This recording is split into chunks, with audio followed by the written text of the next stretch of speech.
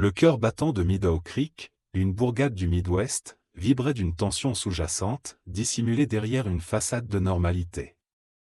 Le lycée Abraham Lincoln, avec ses murs de briques rouges et son architecture austère, était le théâtre d'une révolution silencieuse.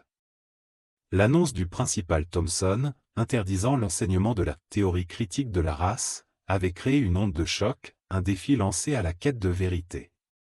Au sein de ce tumulte, des figures se détachaient.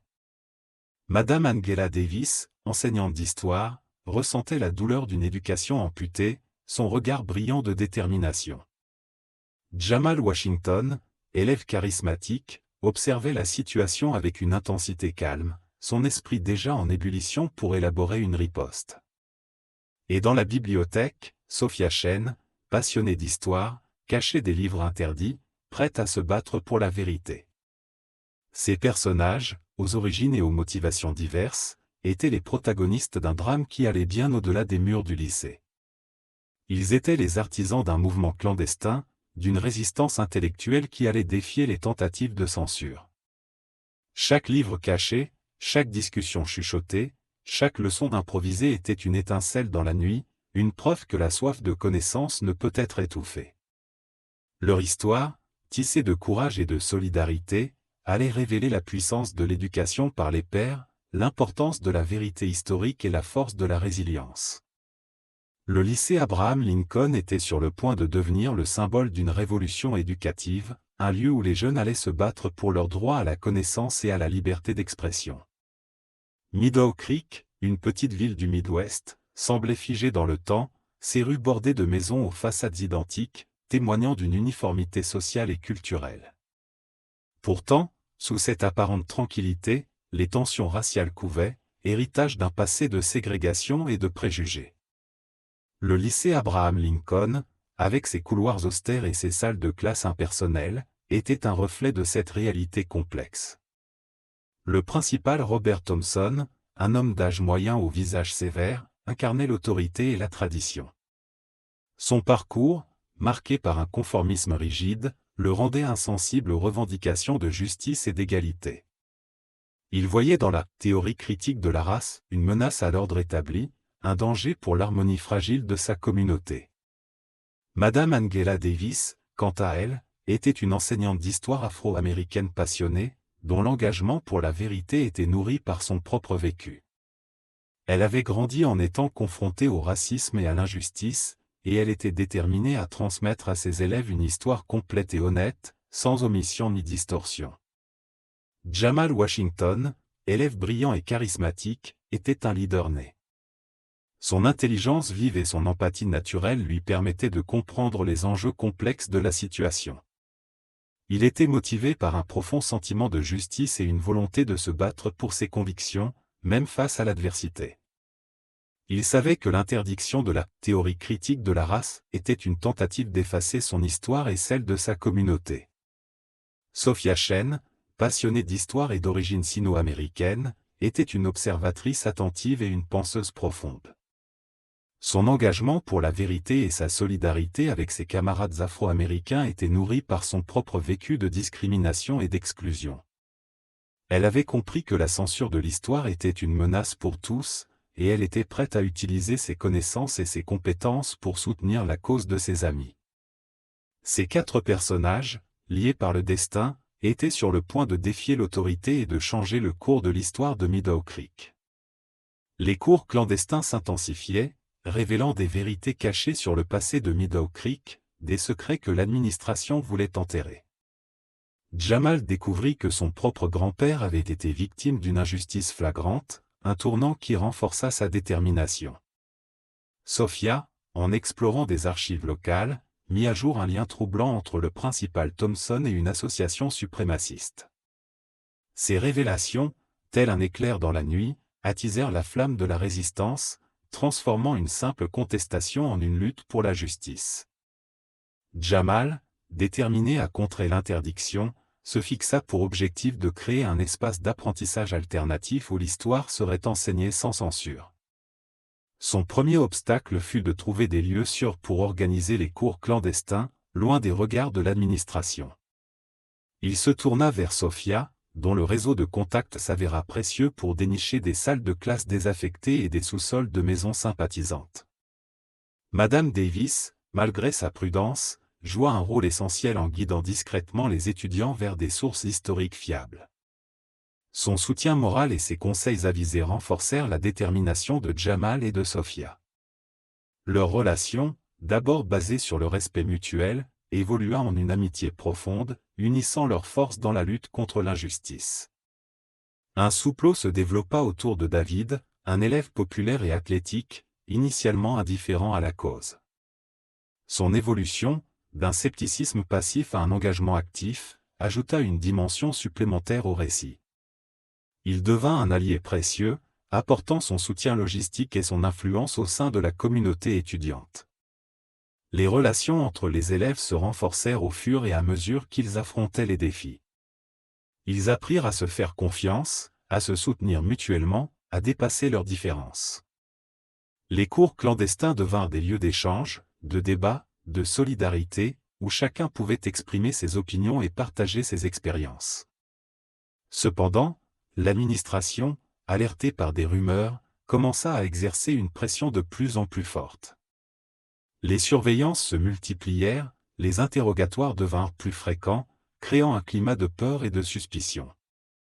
Les élèves, conscients des risques, durent redoubler de prudence et d'ingéniosité pour poursuivre leur lutte. La bataille pour la vérité avait commencé, et les enjeux étaient de plus en plus élevés. L'annonce du principal Thompson, interdisant l'enseignement de la théorie critique de la race, fut l'événement déclencheur qui bouleversa la routine du lycée Abraham Lincoln. Cette décision, prise sans consultation ni préavis, créa un choc, une onde de révolte parmi les élèves et certains enseignants. L'interdiction ne fut pas perçue comme une simple restriction, mais comme une tentative d'effacer une partie de leur histoire, de nier leur identité. Cette action inattendue motiva Jamal à agir. Son esprit vif et son sens de la justice le poussèrent à élaborer un plan audacieux pour préserver la vérité et lutter contre la censure. Il savait qu'il ne pouvait pas rester passif face à cette injustice, qu'il devait faire quelque chose pour protéger son éducation et celle de ses camarades. Madame Davis, profondément affectée par cette décision, comprit que son rôle de mentor discret était plus crucial que jamais. Elle ressentait une obligation morale de soutenir les élèves dans leur quête de connaissances, de leur fournir les outils nécessaires pour développer leur esprit critique et leur conscience historique. Sophia, quant à elle, fut révoltée par cette tentative de suppression de la vérité.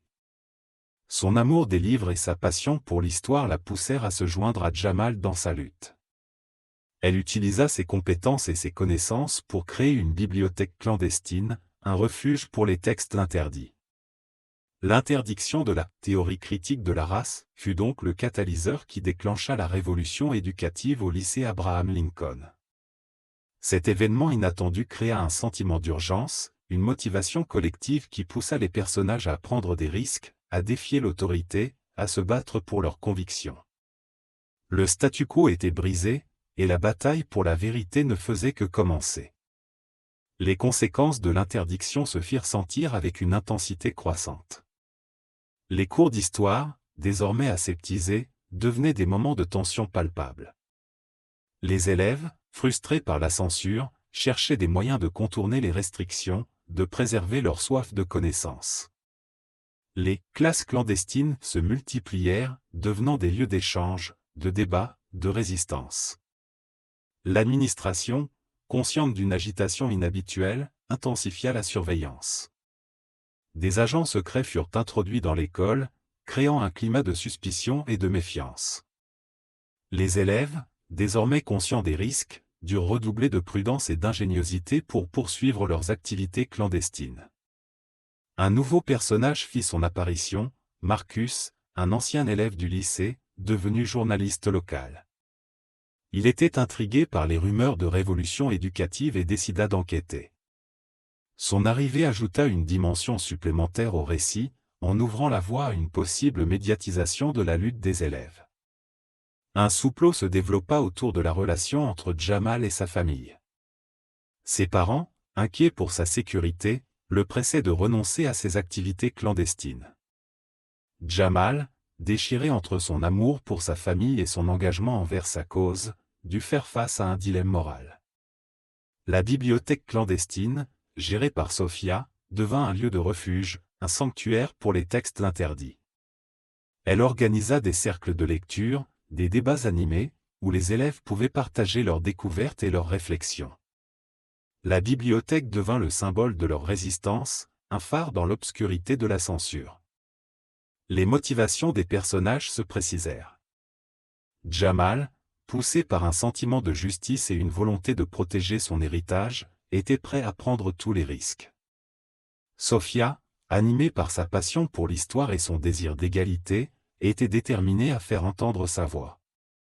Madame Davis, consciente de son rôle de mentor, était prête à les guider, à les soutenir, à les encourager. La lutte pour la vérité était devenue leur raison d'être. Les tensions montèrent d'un cran lorsque l'administration commença à cibler directement les élèves impliqués dans les cours clandestins. Des convocations, des menaces de sanctions, des exclusions temporaires furent utilisées pour semer la peur et la division. Les élèves durent faire preuve d'une solidarité sans faille pour résister à la pression. Le souplot autour de Marcus, le journaliste, se développa. Il réussit à obtenir des informations confidentielles sur les agissements de l'administration, révélant une corruption et un abus de pouvoir qui dépassaient les limites de la censure éducative. Il se retrouva face à un dilemme moral, publier ses révélations et mettre sa propre sécurité en danger, ou se taire et laisser l'injustice l'emporter.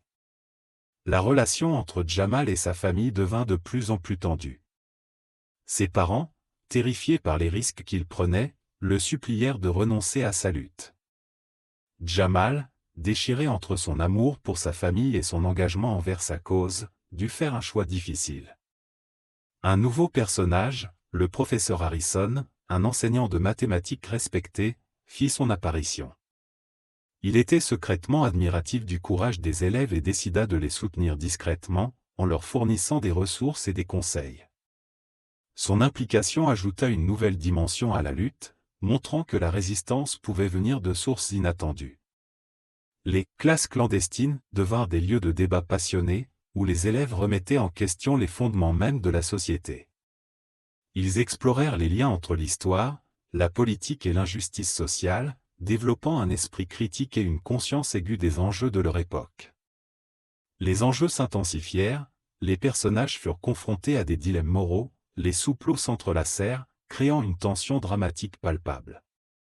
La lutte pour la vérité avait atteint un point de non-retour, et les élèves étaient prêts à tout risquer pour défendre leurs convictions. Un événement marquant survint lorsque l'administration découvrit la bibliothèque clandestine de Sophia. Les livres furent confisqués, les locaux saccagés, et Sophia fut suspendue de l'école. Cet acte de répression, loin de décourager les élèves, renforça leur détermination et leur unité. Marcus, le journaliste, décida de publier son enquête, révélant les agissements corrompus de l'administration et les liens troubles du principal Thompson avec une organisation suprémaciste.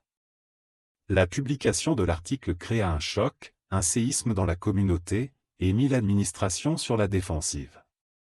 Jamal, face à la suspension de Sophia et à la révélation des agissements de l'administration, décida de passer à la vitesse supérieure.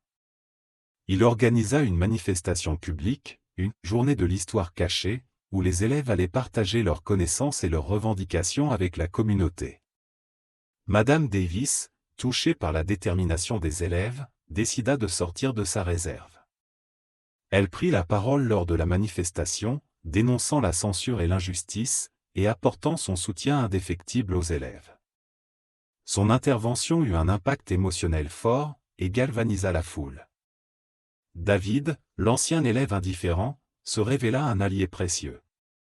Il utilisa son influence pour mobiliser ses anciens camarades, et organisa des actions de soutien à la manifestation. Sa transformation fut un exemple puissant du pouvoir de la solidarité et de l'engagement. Les personnages avaient atteint un point de non-retour. Les événements s'enchaînèrent rapidement, les enjeux s'intensifièrent, les motivations se précisèrent. La « journée de l'histoire cachée » était le prélude au climax de l'histoire, une confrontation inévitable entre les élèves et l'administration, entre la vérité et la censure. La journée de l'histoire cachée se préparait avec une énergie fébrile. Les élèves, conscients de l'importance de l'événement, travaillaient sans relâche pour organiser des présentations, des débats, des performances artistiques. Des alliances se formèrent entre les élèves, les enseignants et certains membres de la communauté, unis par un même désir de vérité et de justice. Des tensions apparurent au sein du groupe lorsque certains élèves, effrayés par les risques, exprimèrent des doutes quant à l'opportunité de la manifestation. Jamal, déterminé à ne pas reculer, dut faire preuve de leadership et de persuasion pour maintenir l'unité du mouvement. Un petit groupe d'élèves, manipulés par l'administration, tentèrent de saboter les préparatifs de la manifestation. Cet acte de trahison, bien que douloureux, permit de renforcer la détermination des autres élèves et de souder davantage leurs liens. Marcus, le journaliste, réussit à obtenir une interview exclusive du principal Thompson, où il le confronta à ses mensonges et à ses agissements corrompus. L'interview, diffusée sur les ondes locales, ajouta une pression supplémentaire sur l'administration et ouvrit la voie à une possible résolution du conflit. Madame Davis, consciente de l'importance de son rôle, se prépara à prendre la parole lors de la manifestation. Elle rédigea un discours puissant, où elle allait dénoncer la censure et l'injustice, et appeler la communauté à se mobiliser pour défendre l'éducation de ses enfants. Les préparatifs de la manifestation, les alliances et les trahisons, les révélations et les confrontations, tout cela convergeait vers un point de non-retour. La scène était prête pour le climax de l'histoire, une confrontation inévitable entre les élèves et l'administration, entre la vérité et la censure. La veille de la journée de l'histoire cachée, l'administration tenta une dernière manœuvre désespérée. Des menaces furent proférées contre les familles des élèves impliqués, créant un climat de terreur et de désespoir. Certains élèves, sous la pression, furent tentés de renoncer à la manifestation. Jamal, confronté à cette ultime épreuve, dut faire appel à toutes ses ressources pour maintenir la cohésion du groupe. Il prononça un discours passionné, rappelant l'importance de leur lutte, et les encourageant à ne pas céder à la peur. Son leadership, plus fort que jamais, galvanisa les élèves et les prépara à affronter l'adversité. Sophia, malgré sa suspension, continua à organiser la manifestation depuis l'extérieur de l'école. Elle utilisa son réseau pour diffuser l'information, mobiliser les soutiens, et garantir le bon déroulement de l'événement. Son courage et sa détermination furent une source d'inspiration pour tous. Madame Davis, consciente des risques qu'elle prenait, décida de participer activement à la manifestation. Elle savait que sa présence, en tant qu'enseignante respectée, allait apporter une crédibilité supplémentaire à la lutte des élèves. Elle était prête à tout risquer pour défendre ses convictions. Marcus, le journaliste, se prépara à couvrir la manifestation, conscient que cet événement pouvait marquer un tournant dans l'histoire de la ville. Il était prêt à utiliser sa plume pour donner une voix aux élèves et dénoncer les agissements de l'administration. Les derniers obstacles étaient en place, les fils narratifs étaient tous prêts à converger vers le climax. Les émotions étaient à leur comble, la tension palpable, l'enjeu immense. La journée de l'histoire cachée était sur le point de commencer, et le destin de la communauté était entre les mains de ces jeunes courageux. La journée de l'histoire cachée débuta sous un ciel chargé d'émotions. Des centaines de personnes se rassemblèrent dans le parc, défiant les menaces de l'administration.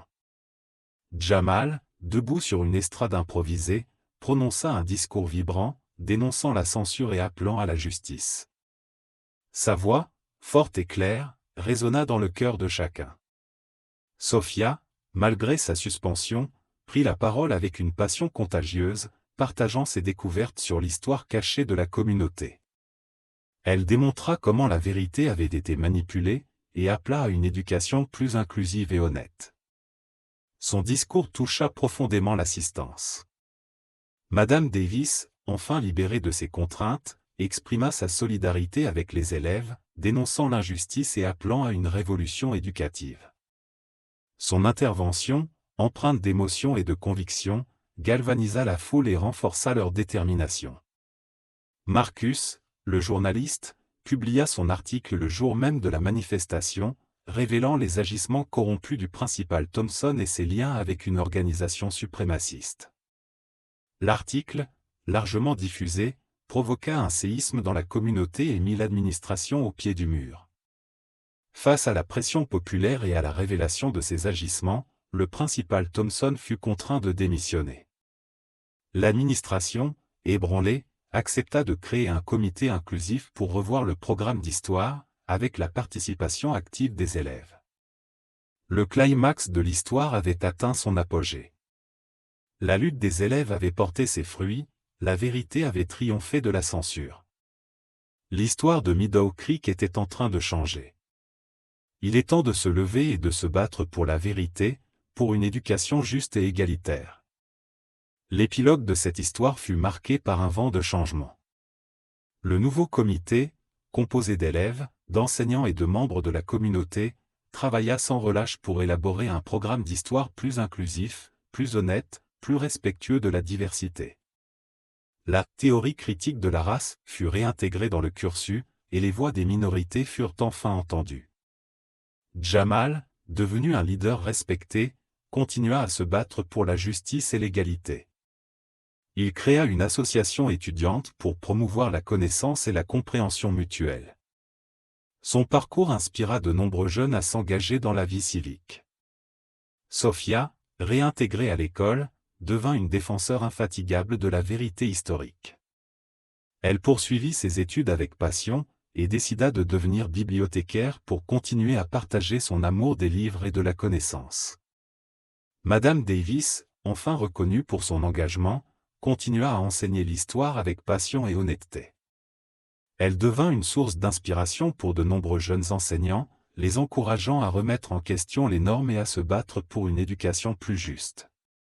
L'histoire du lycée Abraham Lincoln devint un exemple pour d'autres écoles à travers le pays, montrant que la censure ne peut étouffer la soif de connaissance, et que les jeunes, lorsqu'ils sont unis et motivés, peuvent changer le monde. Le combat pour la vérité et la justice ne s'arrête jamais. Il appartient à chacun de nous lever, de nous engager, et de faire entendre notre voix. L'avenir est entre nos mains. N'oubliez jamais le pouvoir de la connaissance et de la solidarité.